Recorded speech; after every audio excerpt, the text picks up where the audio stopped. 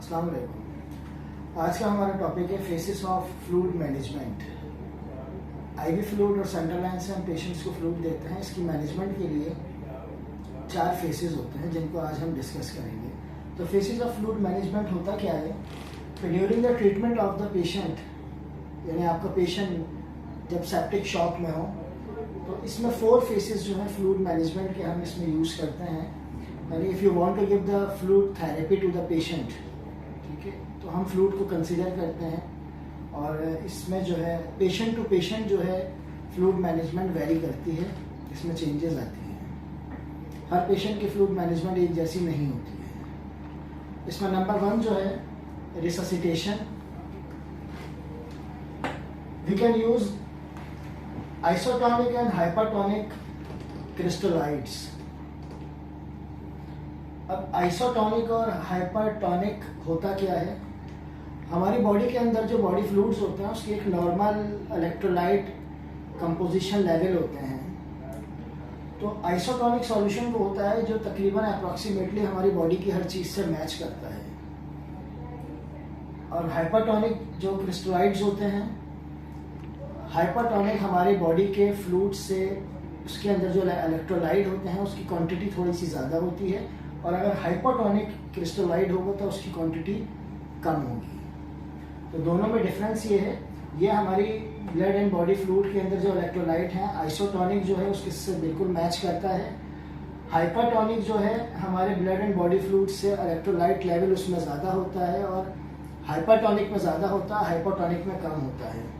Resuscitation में हम जो है पेशेंट को फ्लूइड मैनेजमेंट में जो सबसे best choice of the fluid है वो हमारे पास रिंगर लैक्टेट मौजूद है। रिंगर लैक्टेट देते हैं। अगर रिंगर लैक्टेट अवेलेबल ना हो तो हम नॉर्मल सलाइन यूज़ करते हैं, ठीक है। इसके अलावा अगर आपके पेशेंट का ब्लड बहुत ज़्यादा लॉस है तो आप उसके साथ इसके अलावा we can also use the albumin, haemaccel and gelofusine, और इस प्लाज्मा एक्सपेंडर जो भी आपके पास अवेलेबल हो। अगर पैक्सेल मिलने में थोड़ी दुश्वारी हो रही है, in case of the active bleeding, patient का ब्लड लॉस हो रहा हो और पैक्सेल ना मिल रहा हो या डिले हो रहा हो, तो उसकी जगह आप हिमैक्सिल और जेलाफ्यूजन जो है वो प्लाज्मा एक्सपेंडर यूज़ कर सकते हैं। Second thing, optimisation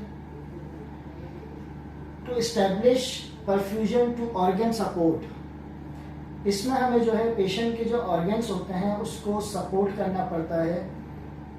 to consider the risk and the benefit of fluid and administered according to individual need and reassess on regular basis।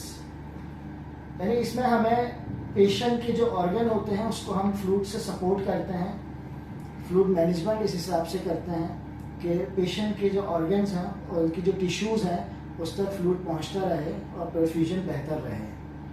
इस हिसाब से हम इसको जो है ऑप्टिमाइज करते हैं, और जितना कम कर सकते हैं उसको हम मिनिमाइज करते हैं। और इसी तरह अगर पेशेंट आपका आइनोट्रोपिक सपोर्ट पर है तो titrate the inotropic support and वेसोप्रेसर्स।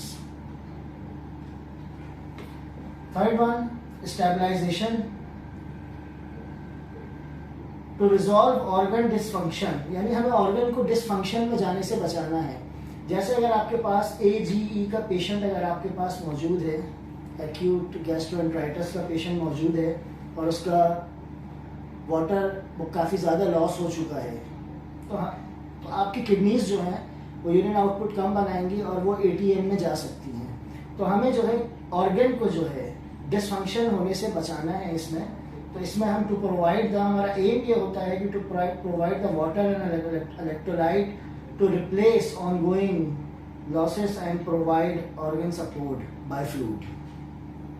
Organ को हमें जो है वो डिसफंक्शन होने से बचाना होता है, किडनी फंक्शन सही चलता रहे, पूरी बॉडी की परफ्यूजन हमारी सही चलती रहे। ब्लड हमारी बॉडी में फ्लूइड जितना कम होगा कार्डियक आउटपुट भी हमारा उतना कम हो जाएगा, ठीक है। तो जैसे हम पेशेंट को इलेक्ट्रोलाइट और वाटर फ्लूइड देते रहेंगे, जितना सपोज AEG है उसमें जितना फ्लूइड आ रहा है उतना ही हम रिप्लेस करते रहेंगे, तो बॉडी का ब्लड एंड बॉडी फ्लूइड भी मैनेज रहेगा और आपका कार्डियक आउटपुट, ब्लड प्रेशर वगैरह, पेरिफेरल पल्सेस, उम्मीद है सारी चीज़ें सही रहेंगी। And last, evacuation.